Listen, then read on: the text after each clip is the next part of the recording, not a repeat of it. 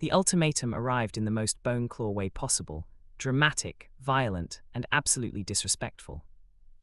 I was in the training cavern with Juma, pretending to practice but mostly thinking about Nia, when a loud crack echoed through the entire kingdom.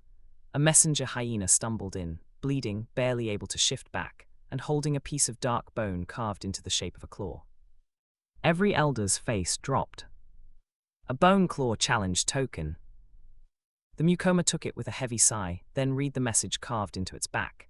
His jaw tightened, his eyes glowed, and when he looked at me, I knew it was bad. Baraka, he said quietly, the bone claw leader has given you a choice. I felt my stomach twist. What kind of choice? The mucoma's voice was grim. Abandon the human girl, reject your claim to the throne, leave the kingdom, or they will launch a full assault and burn everything we protect. Juma muttered something very un-Mulinzi-like under his breath. I didn't blame him. My own blood went cold. So essentially, I said slowly, they want me to lose everything. They want you weak, one elder growled. They want you alone. I walked out before anyone could say anything else. My thoughts were too loud, too sharp. I ended up outside the cavern, leaning against one of the glowing stone walls, trying not to let panic choke me. I didn't hear Nia approach until her hand touched my arm. Tell me, she said softly. I told her everything, the ultimatum, the threat, the choice I was supposed to make, love or kingdom, her or my people, my heart or my duty. When I finished, I expected tears, or anger, or that polite, devastating human sentence, maybe we should take a break. Instead, she stood in front of me, fire in her eyes. So you're telling me, she said, that your enemies think you can't be a good leader and love someone at the same time. That's the summary, I admitted. She stepped closer. Baraka, that's exactly why you should lead. I blinked. You're encouraging me to pick the throne. I'm encouraging you to pick both, she said firmly. Your people need a leader who understands strength and compassion, and I'm not going anywhere just because some bone-waving bully said so. My chest tightened so suddenly it hurt. You realize this puts you in danger, I whispered. She lifted her chin. Danger found me already. I'd rather face it standing beside you than hiding alone. I swear in that moment, I saw the entire kingdom differently. Not as a weight on my shoulders, but as something I wanted to protect, not just for my ancestors, but for the future I wanted with her. Juma eventually found us and cleared his throat loudly. Mucoma's son, he said, the council is waiting, they need your answer. I looked at Nia. She nodded, calm and full of a courage I had never known existed. And that's when I realized something. The Boneclaw clans thought they were threatening me. But actually, they just pushed me toward the kind of leader, and the kind of man, I was meant to become.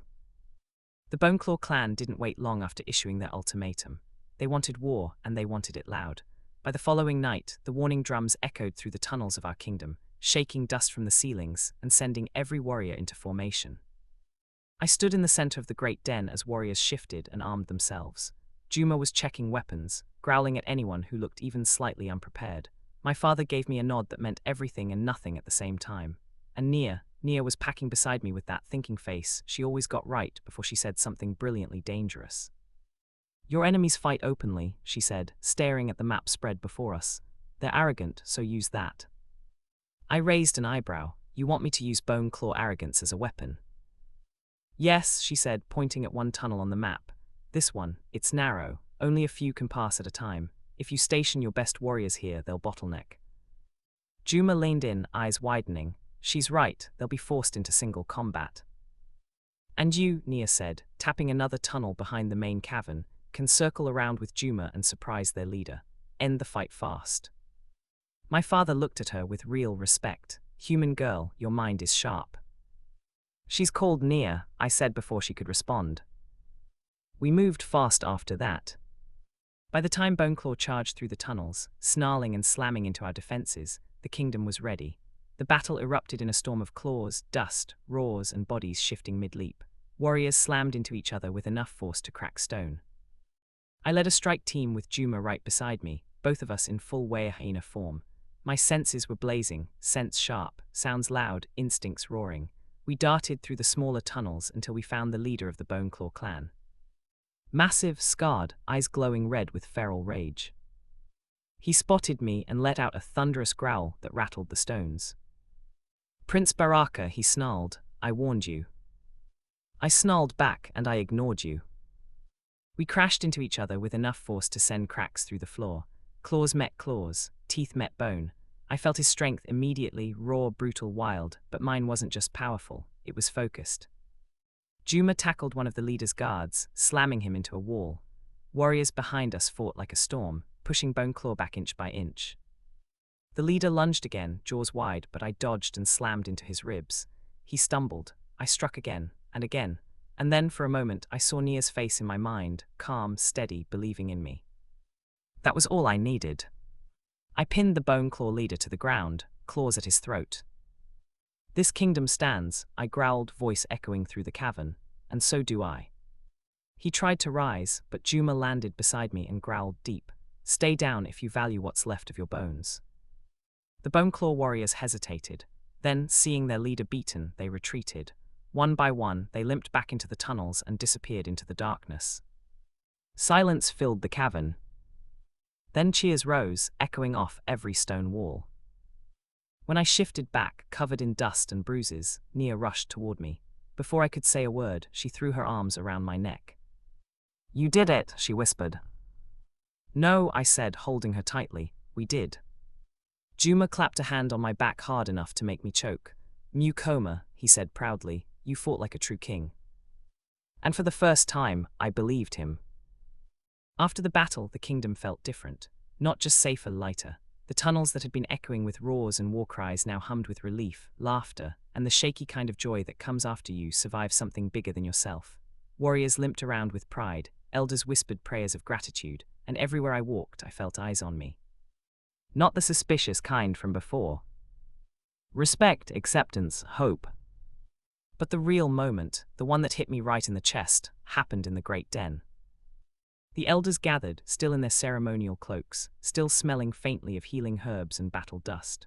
My father stood at the center, quiet and serious, though I could see the pride leaking through his eyes no matter how hard he tried to hide it. Nia stood beside me, hands clasped behind her back, trying to look calm, but I could feel her pulse racing just from the way her breath shifted. Still, she didn't step back, she didn't bow her head, she just stood there like she belonged. The oldest elder stepped forward. "Human girl," he said, voice echoing, "you have shown bravery that even our warriors admire." Nia swallowed but kept her chin up. I did what anyone would do. "Not anyone," the elder corrected, "only those who carry loyalty in their blood." Another elder nodded. "You walked into our kingdom without fear. You helped save it without hesitation. For this, we accept you among us." I saw Nia blink fast, trying not to look emotional. I could feel my own chest expand with relief. For the first time, the tension that always wrapped around us inside the kingdom finally loosened. Then my father turned to me. "Baraka," he said, "you fought with courage, protected your people, and chose leadership without abandoning your heart. It is time." I froze. Time for what? Juma muttered, "Bro, don't act surprised. We've all been waiting for this." The elders surrounded me in a circle. My father placed his hand on my shoulder, heavy and warm. "From this day," he said, "you take my place as Mucoma of the Hyena Kingdom." The words vibrated inside me. My beast lifted his head proudly, the warriors lowered theirs. And Nia, she stared at me like she was seeing me for the first time, and somehow also like she'd known all along. Juma stepped forward next, grinning so hard it almost cracked his face. "And with the council's blessing," the Mucoma continued, "Juma, son of Kurui, will serve as your official Mulinzi." Juma puffed out his chest, saluted dramatically, then whispered to me, "You can't get rid of me now, Mucoma." I elbowed him, but I couldn't stop smiling. Then the elders turned to Nia. "And you," said the elder Mama, "though not one of us by blood, have proven your heart stronger than fear. Thus, you are given the title of Malkia of the kingdom, protector of the prince's heart." Nia's eyes widened. "Wait, what? That's an official title." The elder nodded, a title earned, not given lightly. I took Nia's hand, lifting it gently.